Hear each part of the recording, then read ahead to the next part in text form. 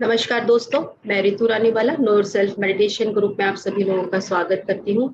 तो फ्रेंड्स, आज से और इसी हफ्ते से हम एक नया सत्र लेकर आ रहे हैं गीता ज्ञान का। गीता हम सभी ने पढ़ी हुई है, हालांकि मैंने नहीं पढ़ी हुई है, लेकिन अब मैंने धीरे धीरे पढ़ना शुरू किया है, समझना शुरू किया है।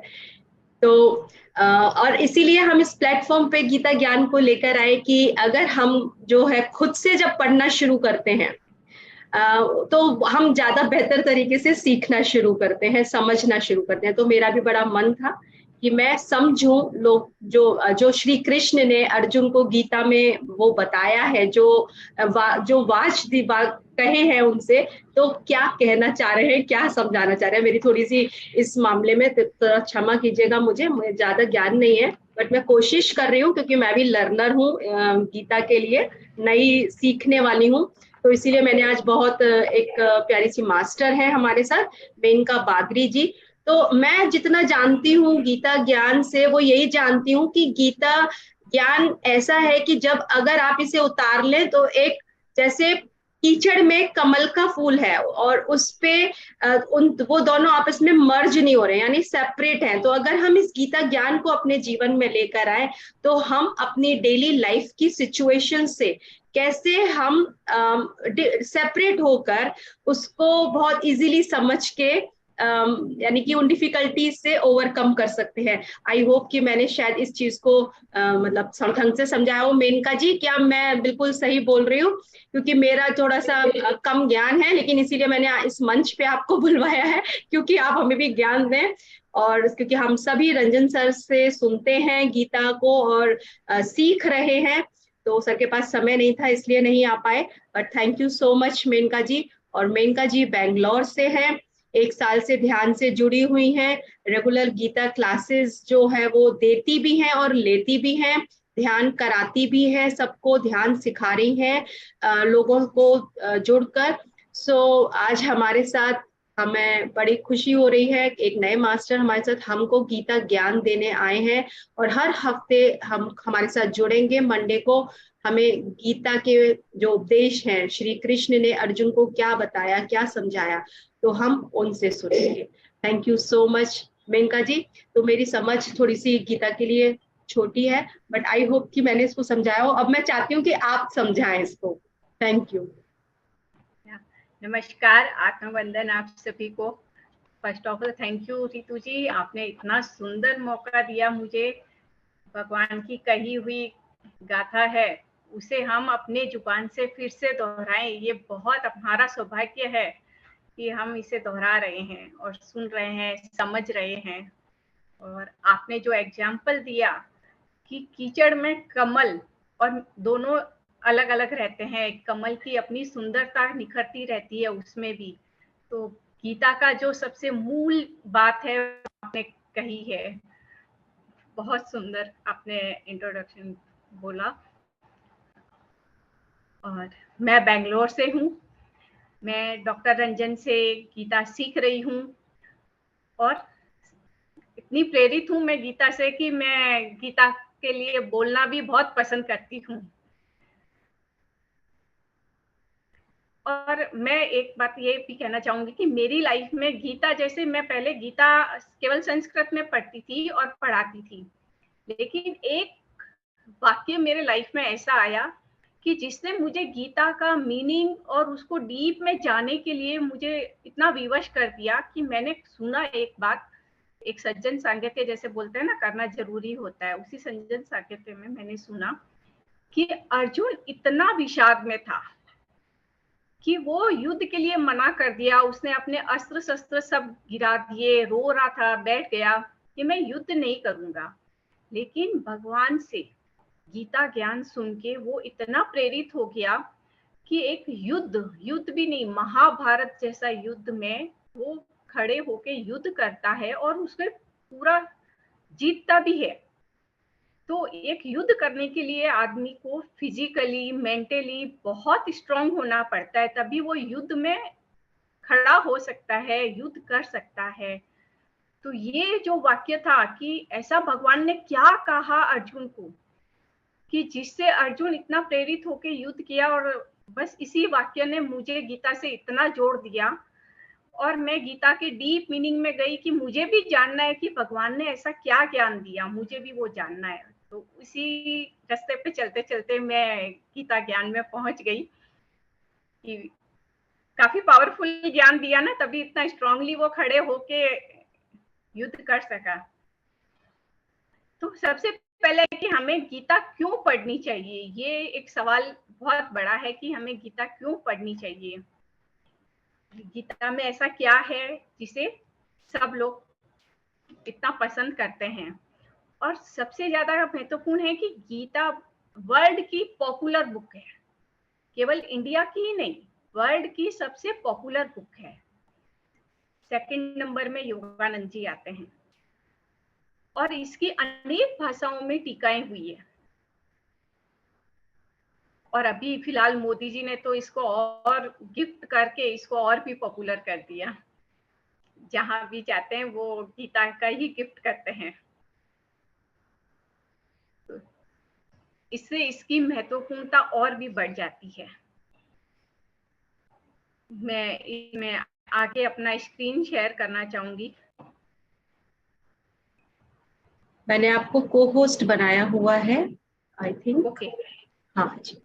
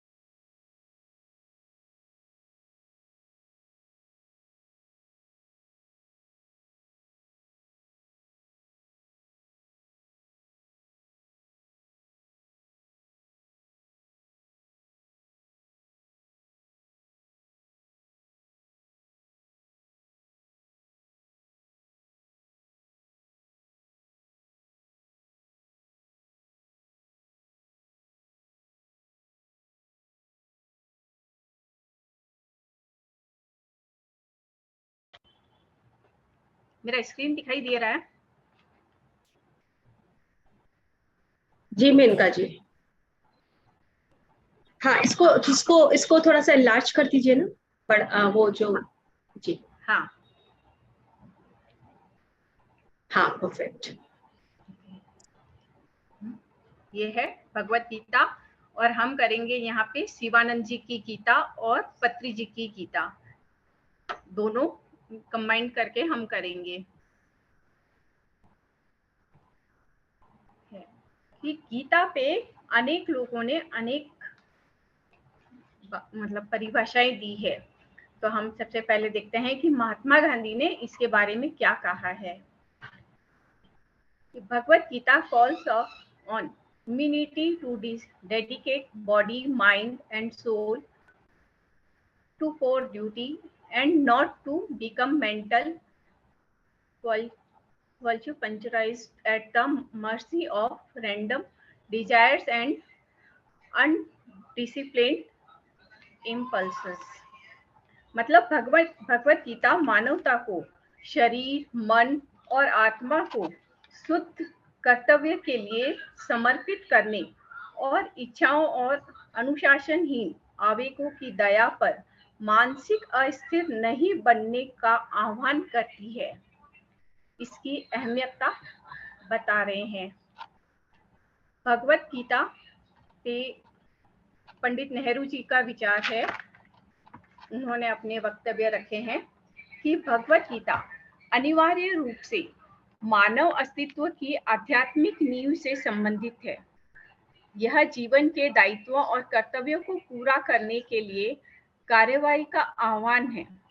फिर भी आध्यात्मिक प्रकृति और ब्रह्मांड के भव्य उद्देश्य को ध्यान में रखते हुए यूनिवर्स का पूरा इसमें यूनिवर्सल फैक्ट को जैसे बताया गया है कि भगवत गीता पूरा ब्रह्मांड का भव्य उद्देश्य है।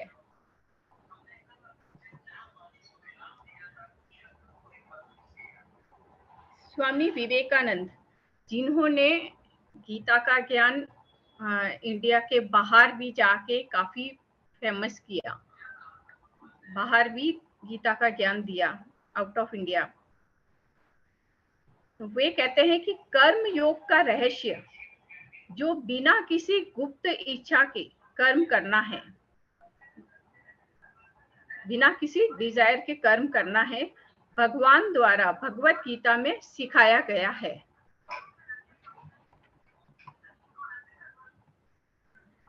गीता पे इंडियन विचारकों के अलावा जैसे बाहर के काफी ऑथर्स के भी वक्तव्य आए हुए हैं। मैंने बहुत कम ही वक्तव्य यहाँ पे ऐड किए हैं। इसमें है अल्बर्ट आइंस्टीन का कि जब मैं भगवत गीता पढ़ता हूँ और इस बारे में सोचता हूँ कि भगवान ने इस ब्रह्मांड को कैसे बनाया, तो बाकी सब कुछ ऐसा लगता है कि जरूरत से ज्यादा बनाया है। ये बहुत अच्छा, बहुत ही डीप मीनिंग में उन्होंने ये वक्तव्य दिया है। इसी को ही अगर हम एक्सप्लेन करें तो शायद भगवत गीता को ही समझ सकते हैं।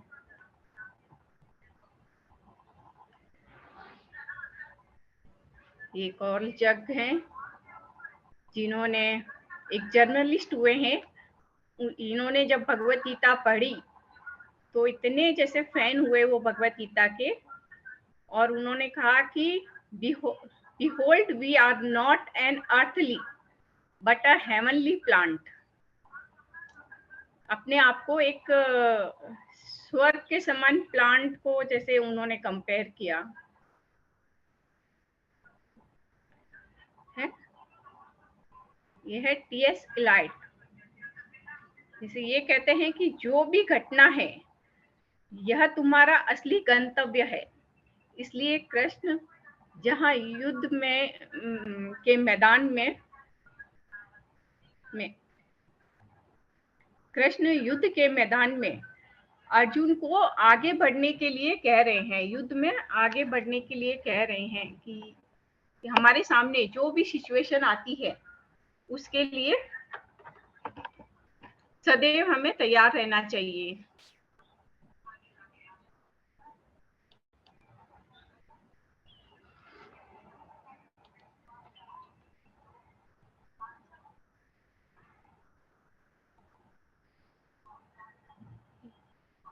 बहुत से लोगों के बहुत से वक्तव्य हैं गीता पे, अगर हम पूरा लेंगे तो शायद बहुत सारे सेशन हमारे इसी में ही निकल जाएंगे।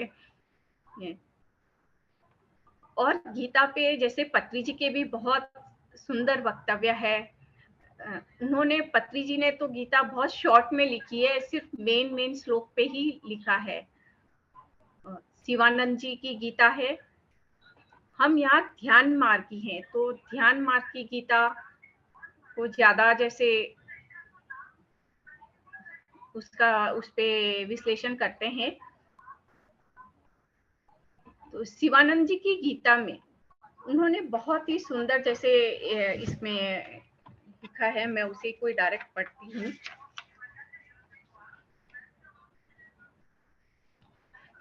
शिवानंद जी कहते हैं कि मैं सदैव गीता अपने पास रखता हूँ। इस पुस्तक से मुझे हमेशा शांति, आनंद, सुख, प्रज्ञा, आत्म, ब्रह्म, पुरुष, धाम, निर्वाण, परम पद, ये सभी मुझे प्राप्त होते हैं। ये सभी उन्होंने गीता के ही पर्यायवाची शब्द कहे हैं। और गीता को वेदों से भी, वेदों का सार कहा गया है। हम वेद पढ़ते हैं, उपनिषद पढ़ते हैं, उन सब का सार गीता में है। अगर हम गीता को पूरी तरह पढ़ लेते हैं, समझ लेते हैं और उसे आत्मसात कर लेते हैं, तो यह एक पूरा ज्ञान है वेद का और उपनिषद का। गीता को किसने लिखा है?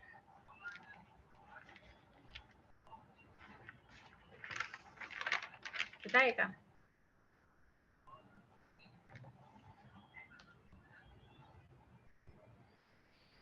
गीता को वेद व्यास जी ने लिखा है।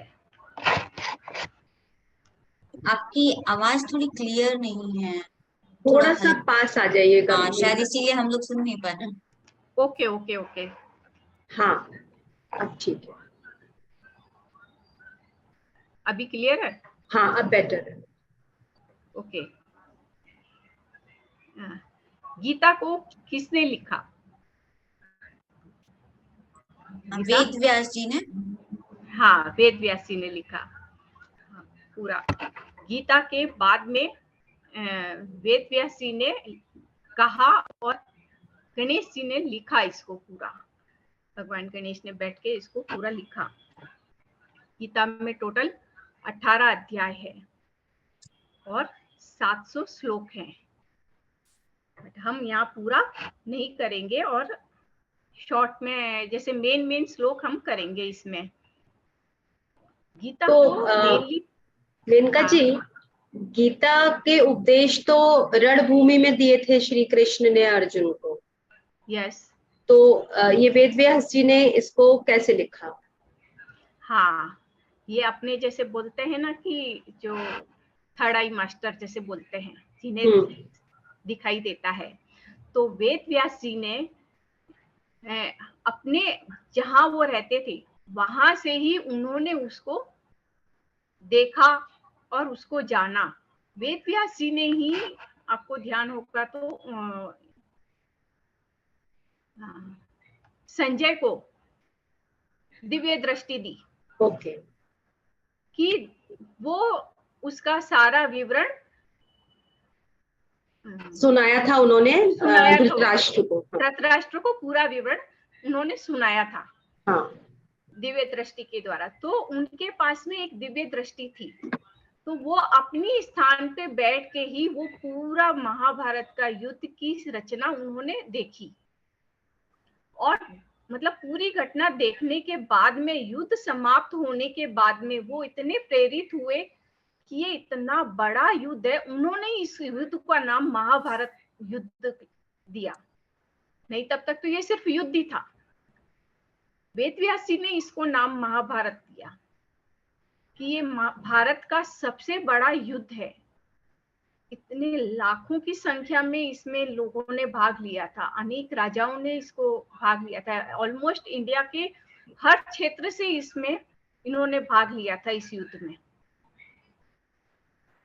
और स्वयं भगवान ने इसमें भूमिका निभाई है। और जो गीता का ज्ञान है उसको उन्होंने इतना प्रेरित हुए कि ये ज्ञान अभी अर्जुन को दिया गया, लेकिन ये आने वाले भविष्य में हर अर्जुन के लिए है, यानी हम सब के लिए है। हम भी अर्जुन से कम नहीं है। हम भी बहुत बार विषाद में आ जाते हैं। हमारे जीवन में हमें इतनी सवाल होते हैं इस भौतिकता पे, तो वो सवालों का जवाब अगर हम गीता को अच्छे से पढ़ते हैं और समझते हैं तो हमें अपनी भौतिकता के में कैसे रहना, जैसे आप बोलते हैं कीचड़ भी है और कमल भी है, उस कीचड़ में अपने आप को कमल की तरह निखार के रखना, तो वो चीज हमें यहाँ पे गीता में सीखने को मिलती है, वो जो ज्ञान दिया है। तो हमें पूरा महाभारत नहीं पढ़ते हुए केवल इस गीता को ज्ञान के ही श्लोक को लेके हम करते हैं, वेद व्यास जी ने जो अलग से लिखे हैं उस, और सबसे बड़ा ज्ञान गीता का ही है। जो महाभारत में जो अध्याय है तो इसमें सबसे बड़ा गीता का ही है। और जैसे गीता को 3 भाग में बांटा गया है। एक पहले जैसे 1 से 6 अध्याय में हम कर्म योग को जानेंगे, हमें भौतिकता पे कैसे हमें बिहेव करना चाहिए, क्या क्या हमें सीखना चाहिए, ये सभी चीजें हमें 1 से 6 अध्याय में मिलेगा। फिर 7 से 12 में हम थोड़ा उससे ऊपर उठते हैं और 13 से 18 में हम अपने रियल नेचर में आते हैं, उसको पहचानते हैं, हमारा अपना रियल नेचर क्या है। उसमें आगे जाते जाते और थोड़ा गहरा ज्ञान आ जाता है। दरअसल गीता कुछ नहीं है, अगर सिंपल लैंग्वेज में हम उसको समझे तो ये हमारा अपना स्वयं से जुड़ना है, अपना स्वयं का ज्ञान है, आत्म ज्ञान है और ब्रह्म ज्ञान है गीता के लिए।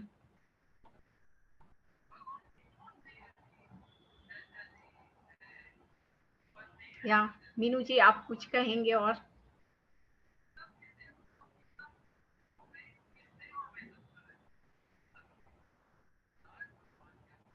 आत्मज्ञान हमारे लिए सबसे ज्यादा जरूरी है। अगर गीता को केवल पढ़ना नहीं है, हमें गीता को समझना है और अपने जीवन में उसे उतारना है, इस ज्ञान को। और सबसे महत्वपूर्ण ज्ञान आत्मज्ञान के साथ में है हमें कर्म योग का ज्ञान, उपासना का ज्ञान, समता का ज्ञान, ये सभी ज्ञान हम इसमें देखेंगे।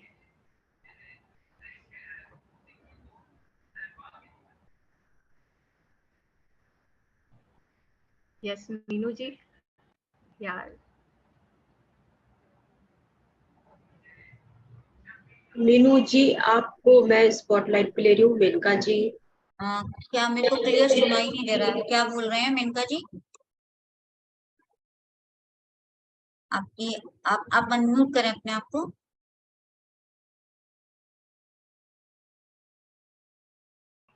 जी मेनका जी। जी आप भी कुछ कहना चाहेंगे गीता के बारे में? कुछ शब्द जोड़िए आप भी।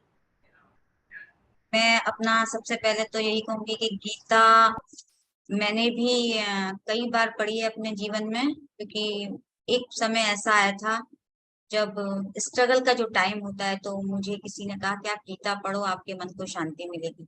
तो मुझे गीता का अर्थ यही पता था कि बस हमें उसको मिलने से बहुत अ, अंदर मन की शक्ति मिलती है।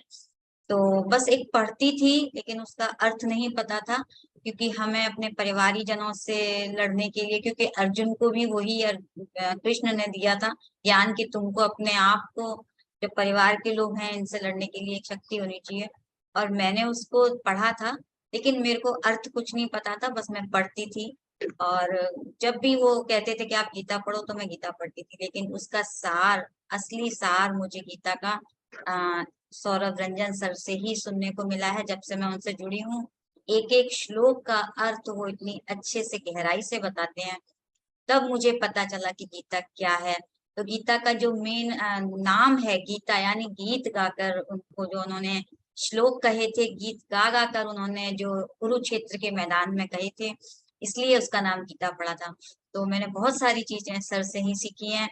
और कि जो इनका मेन, जो कृष्ण भगवान ने उनको, अर्जुन को दिया, कि हमें अटैचमेंट के साथ, अटैचमेंट में रहकर अपने जीवन को जीना है, यानी हमें अपने परिवार लोगों के साथ रहना भी है। जैसे आपने फर्स्ट में बोला था कि कमल के पत्ते को जैसे जो ओस की बूंद उस पर टिकती नहीं है, वैसे ही हमें अपने जीवन में सबके साथ रहकर, जुड़कर भी, और किसी से मोह नहीं करना है। मैं उतना ही सीख रही हूँ, और बस मैं इसी को फॉलो करती हूँ कि मैं ज्ञान लेती रही हूँ, सीखती रही हूँ। और थैंक यू मेनका जी, आप आगे थैंक यू। Thank you. मैं भी दो शब्द कहूंगी कि यस गीता को, क्योंकि मैं भी सिर्फ ऐसे ही समझती थी कि कोई शास्त्र है ऐसा, मुझे भी किसी ने बोला, गिफ्ट किया, और मैं उसे पढ़ती थी, बट मुझे कुछ समझ नहीं आता था। और जब उसमें श्री कृष्ण बोलते हैं कि तुम मुझे जो है समझो, या मुझे, तो मैं कई बार सोचती थी श्री कृष्ण हमेशा अपने को ही पूछने की बात कर रहे हैं, अपनी ही महिमा गा रहे हैं यहाँ पर। तो ये कैसे भगवान हैं ये जो सिर्फ अपनी ही महिमा यहाँ पे। लेकिन जब मैंने गीता क्लास में जाना शुरू किया, सर से समझा, तो मुझे सही में श्री कृष्ण का अर्थ समझ में आया कि वो तो सोल लेवल पे हैं, वो आत्म ज्ञान, आत्मा का ज्ञान दे रहे हैं, इसीलिए वो कह रहे हैं कि तुम मुझे जानो। यानी वो ये कह रहे हैं कि आत्मा के स्वरूप को जानो। और जो अर्जुन है, अर्जुन एक फिजिकल लेवल पे है। तो मैंने उस समय उस चीज को समझा पहली बार कि ये आत्मज्ञान की बात कर रहे हैं, और उनको वो सत्य दिखाने की कोशिश कर रहे हैं। तो ये मैंने सर की क्लास में ही सीखा कि एक्चुअली गीता है क्या, श्री कृष्ण क्या है और अर्जुन क्या है, दोनों अलग अलग उसमें है, मतलब कहना चाहिए कॉन्शियसनेस डिफरेंट है उनकी। तो यहाँ मेरा वो कंफ्यूजन जो है ठीक हुआ एक्चुअली, तो सुषमा जी ने भी हैंड रेज किया है। और एक मैं भी थोड़ा सा बताना चाहूंगी ऋतु, कि जो निर्गुण क्या है, क्योंकि अभी तक तो हम बस यही सोचते थे वो भगवान है। तो उन्होंने जो क्लियर बताया कि हमारे अंदर जो तीनों गुण होते हैं जो हम प्रकृति से हमें मिले हैं, क्योंकि तीनों के बिना हम नहीं बनेंगे, तमस रजस एंड सतगुण, तो तीनों से मिलकर हम बने हैं और भगवान कृष्ण निर्गुण हैं। तो ये ज्ञान भी हमें अब समझ आया है जब हमें एक एक चीज उनसे क्लियर होती है। तो बहुत सारी चीजें उन्होंने हमें सिखाई हैं, हर चैप्टर में उन्होंने इस तरह से एक एक श्लोक को क्लियर किया है हमारे जीवन को लेके कि कैसा खान पीन करना चाहिए। ऐसा नहीं है सिर्फ हम लोग अपने लिए सोचते थे कि हमारी लाइफ स्टाइल को, ये वो वर्षों पुराना गीता में भी वही है आज। तो और सुषमा जी अगर कैमरा ऑन कर सकते हैं तो प्लीज कैमरा ऑन कर लीजिए। जी थैंक यू। नमस्ते सभी को। नमस्कार जी। मैं भी कहना चाहूंगी कि मैं भी सर की क्लास से जुड़ी हुई हूँ। ओ सर के सारे स्टूडेंट इकट्ठे हुए आज गीता। और वास्तव में मेरा भी ऐसा टाइम चल रहा था बहुत स्ट्रगल का, लेकिन उनकी जो क्लास ली उससे तो मेरे जैसे सारे क्वेश्चनों के जवाब मिल गए। शुरू में बहुत सारे क्वेश्चन थे मेरे कि ऐसे क्यों होता है, फिर मैं जैसे जैसे उनकी क्लास सुनी है ना, लग रहा है सारे क्वेश्चनों के आंसर मिल गए। yes. और बड़ा मन शांत हो गया। बहुत बढ़िया क्लास है। चलिए तो गीता सबको पढ़नी चाहिए। लेकिन वो जो सर कहते हैं ना कि गीता को समझना बहुत जरूरी है कि आखिर, क्योंकि कई बार गीता जैसे मैंने समझा, पहले मेरा जो कंफ्यूजन था कि उसे हम एक धर्म ग्रंथ की तरह और एक ईश्वर की तरह, लेकिन यहाँ आने के बाद मुझे समझ में आया कि एक्चुअली श्री कृष्ण का रूप क्या है, वो हम सबके भीतर ही है। तो मैंने तो खैर बहुत छोटी सी समझ से शुरुआत की थी और इस सार को बस समझ लिया, तो इसलिए मेरा अंदर से मन आया कि गीता को और समझना है। So over to you Menaka ji, हमने बहुत समय लिया आपका, थैंक यू। नहीं बहुत अच्छा बोला है, सबके वक्तव्य भी आने चाहिए ना, तो बहुत अच्छा लगा। और वही है, कहीं ना कहीं हमारे सबके अंदर में एक लालसा रही है गीता को समझने की, जानने की, और उसी लालसा ने हमें डॉक्टर रंजन के पास में पहुंचा दिया। और मैं भी पहले सर से मिली, उससे पहले मैं भी गीता पढ़ रही थी और बहुत सारे सवालों के साथ में मैं सर के पास में पहुंची और मुझे भी बहुत क्लियरिटी हुई सर के साथ में रह के, बहुत कुछ सीखा मैंने और अभी भी सीख रही हूँ मैं सर से। यस। और गीता पढ़ने का सबसे अच्छा मेथड ये है कि जहां जहां अर्जुन का नाम आता है उसको कट कर दो, वहां वहां अपना स्वयं का नाम लिख लो। इतना अच्छे से गीता समझ में आएगी, इतनी अपने जीवन में उतरेगी वो गीता। परफेक्ट। ये बहुत अच्छा फॉर्मूला है गीता पढ़ने का। राइट। वो सुबह जब क्लास लेते हैं ना, श्लोक कराते हैं, तो कह देते हैं यहाँ अर्जुन की जगह काट के अपना नाम लिख लो। तो मेरी तो जो किताब है ना, ऐसे लिखी हुई है, ऐसे लिखी हुई है जैसे कि मैंने नोटबुक बना रखी है कि मुझे ढूंढनी नहीं पड़ती है कोई कॉपी, बस किताब खोलती हूँ और सारा नोट्स मिल जाते हैं मुझे वहीं। Very nice. चलिए, बहुत सुंदर है, सर से साथ में जुड़ के हम लोगों ने गीता सीखी, आप उसको सीख रहे हैं और कर रहे हैं। यस। तो मेनका जी, क्या आप थोड़ा सा शिवानंद जी के बारे में बताएंगे, क्योंकि हम शिवानंद जी की गीता जो है इंट्रोड्यूस कर रहे हैं यहाँ पर। आप बोलिए 2 मिनट। अच्छा, मैं थोड़ा सा, हाँ मैं, तो फ्रेंड्स हम लोग जो गीता का यहाँ पर स्वाध्याय कर रहे हैं, ये श्री स्वामी शिवानंद सरस्वती जी की है। और उनके बारे में थोड़ा सा मैं बताऊंगी कि 1932 में स्वामी शिवानंद जी ने, मैं थोड़ा पढ़ के ही बता रही हूँ एक्चुअली, तो एक सेकेंड, शिवानंद आश्रम की स्थापना की थी। और 1936 में द डिवाइन लाइफ सोसाइटी का जन्म हुआ। 1948 में योग वेदांत फॉरेस्ट एकेडमी का उन्होंने शुभारंभ किया था और लोगों को योग और वेदांत में उन्होंने प्रशिक्षित किया था और उस अपने आध्यात्मिक ज्ञान का उन्होंने प्रचार प्रसार करना शुरू किया था। ये जो बुक है, क्योंकि गीता अलग अलग लोगों ने लिखी है, अलग अलग योगियों ने लिखी है और अलग, जैसे कि इस्कॉन की गीता अलग है, मुझे जितनी नॉलेज है उसी हिसाब से बता रही हूँ, क्योंकि हमको इस गीता में हमने जैसे समझा है कि जैसे जैसे लोग गीता को पढ़ते और समझते हैं वो अपनी भाषा में और अपनी समझ के हिसाब से लिखते हैं। तो यहाँ पर जो शिवानंद जी की गीता है, श्रीमद् भगवत गीता जो है स्वामी शिवानंद जी की, इसमें जब आप इसको पढ़ना शुरू करते हैं तो आप इसमें किसी प्रभु की महिमा के रूप में नहीं, बल्कि वो आपको आपके भीतर तक ले जाने का वो एक माध्यम समझाने की कोशिश कर रहे हैं, जो कि सच में शायद भगवत गीता हमें यही बताना चाहती है कि हम अपने आप को कैसे जाने, उस सेल्फ रियलाइजेशन तक हम कैसे पहुंचे।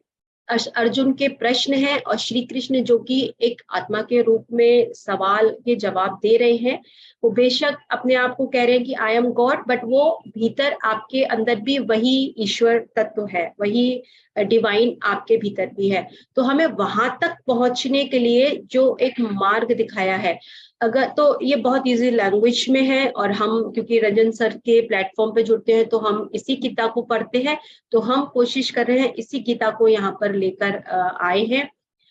तो अगर आप लोग जैसे मेनका जी जब इसे स्टार्ट करेंगी और श्लोक नंबर जो भी आपको बताएं, आपके पास जो भी है उन श्लोकास को आप खोल सकते हैं, आपके पास जो भी गीता हो, बट हम यहाँ पर ये जो स्वामी शिवानंद जी की गीता है, हम इसका ही स्वाध्याय कर रहे हैं और साथ में पत्री सर की जो गीता है उसको यहाँ पर हम और जो है ऐड कर रहे हैं।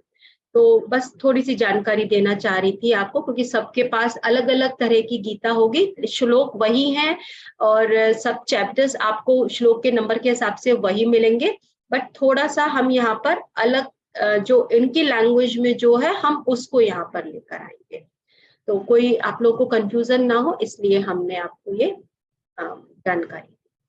ठीक है, ओवर टू यू मेनका जी।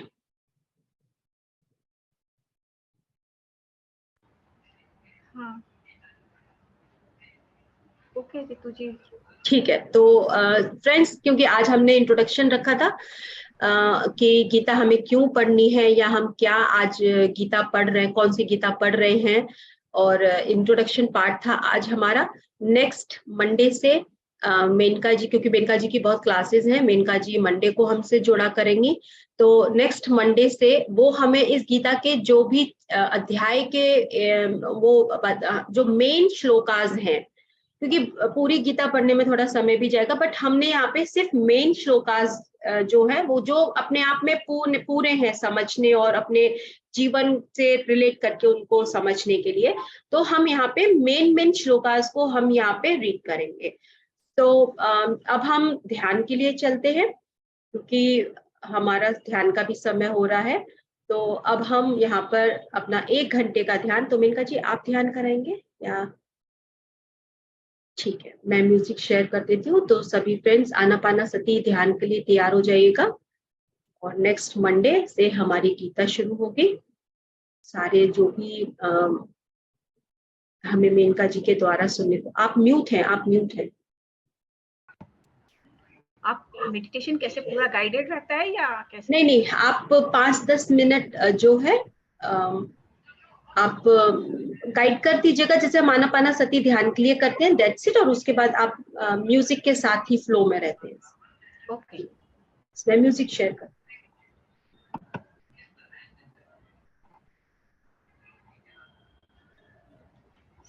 सुधा जी आप मेरे नंबर पे मैसेज कर दीजिएगा आपका जो भी क्वेश्चन है। चलिए, तो सभी आनापानासती ध्यान के लिए तैयार हो जाए, इसमें म्यूजिक शेयर कर लूं। सभी लोग आरामदायक स्थिति में बैठ जाएं, जैसे कंफर्टेबल रहे, स्थिर होके हमें बैठना है।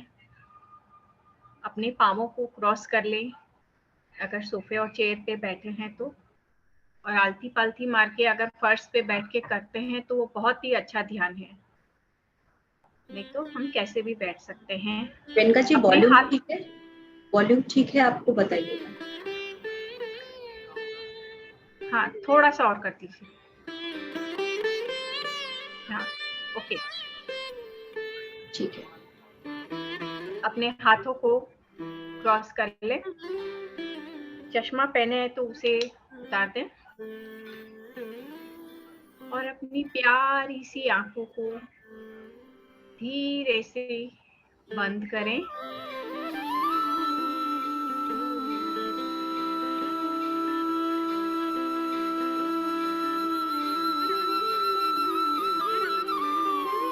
और अपना पूरा ध्यान अपनी नासिका के अग्रभाग में जो श्वास प्रवाहित हो रही है, हम ले रहे हैं, छोड़ रहे हैं, उस पे केंद्रित करें।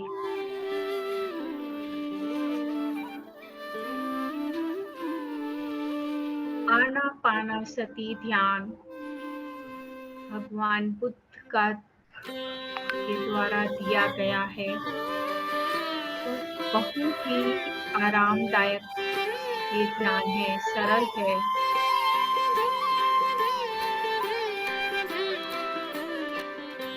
आना मतलब श्वास अंदर, पाना मतलब श्वास बाहर, और सती मतलब उसके साथ रहना, उसमें खो जाना।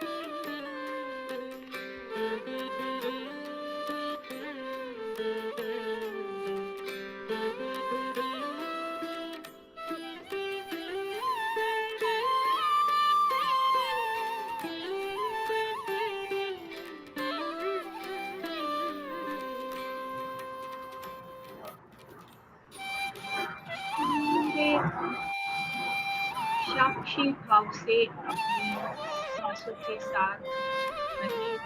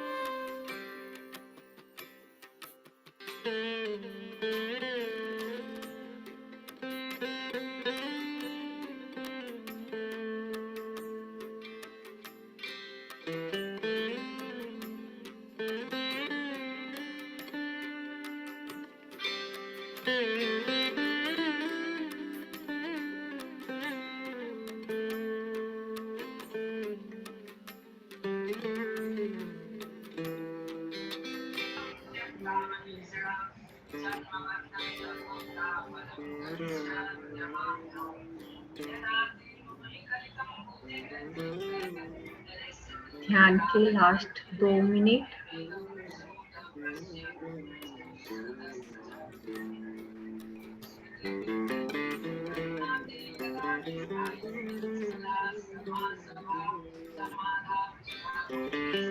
अपनी सांसों के साथ और इस ध्यान की शांति के साथ बने रहें।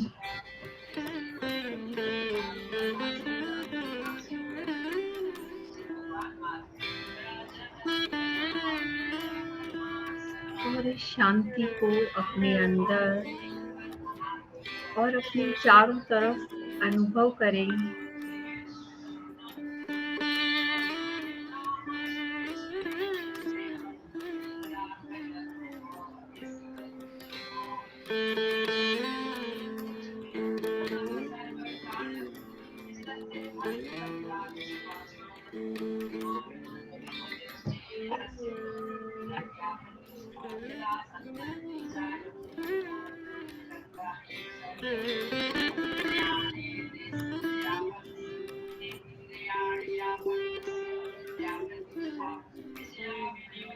धीरे धीरे अपने हाथ और पांव को हिलाएं।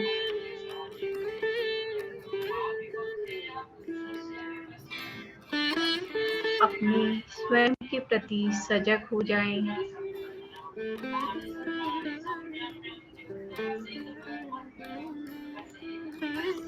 अपने हाथों को खोल के अपनी आंखों पे रखें।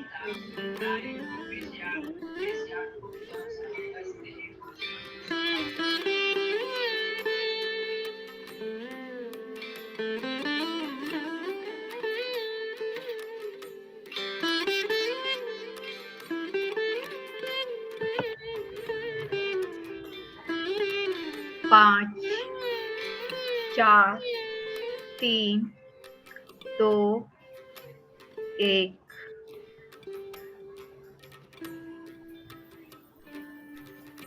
धीरे धीरे चेहरे को सहलाते हुए एक सुंदर सी मुस्कान के फिर से प्लेटफॉर्म पे जुड़ जाएं।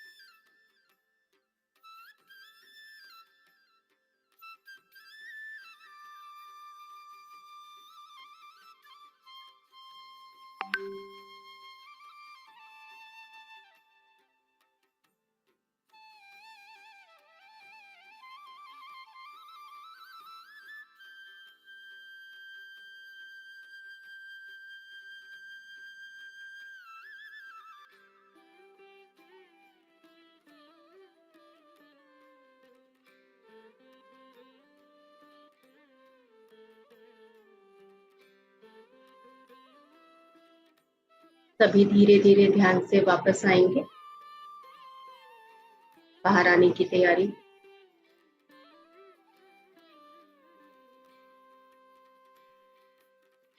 अपने आसपास के वातावरण के प्रति सजग होना शुरू करेंगे।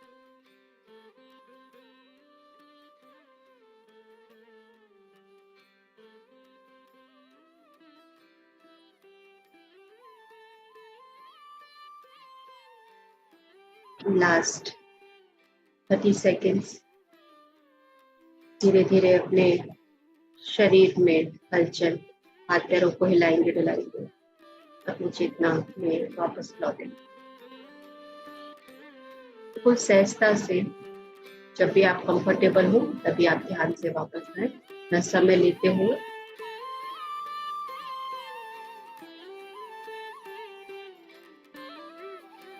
Last 10 seconds. 10, 9, 8, 7, 6, 5, 4, 3, 2, 1, 0। धीरे धीरे अपने दोनों हाथों की उंगलियों को खोलकर ये दोनों आंखों पर रखेंगे 5 सेकंड के लिए। 5, 4, 3, 2, 1, 0। दोनों हाथों को अपने हृदय पर रखेंगे और अपने हार्ट चक्र से अपने परिवार के सभी लोगों को, अपने आसपास रहने वाले सभी लोगों को, पेड़ पौधे पशु पक्षी जीव जंतु सभी को अपने हृदय से प्रेम करना, सबके लिए मंगल भावना, प्रकृति सबके हित में, उनका हमेशा हित हो, ऐसी भावना के साथ अपने हृदय से सबको प्यार भेजें।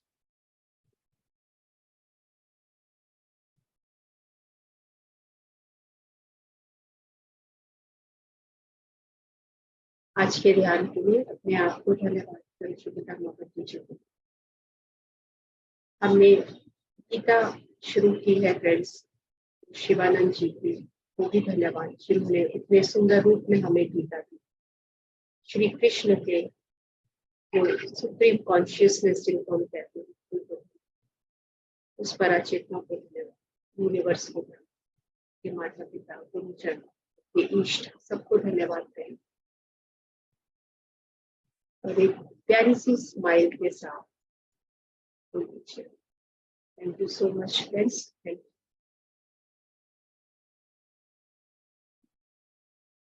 सो किसी का कोई शेयरिंग हो, कैसा लगा आज का स्वाध्याय? आपको भी स्टार्ट नहीं हुआ है, लेकिन क्या आप लोग एक्साइटेड है इसको, जो हमारा जो नया स्टार्ट हो रहा है, तो आप शेयर कीजिएगा।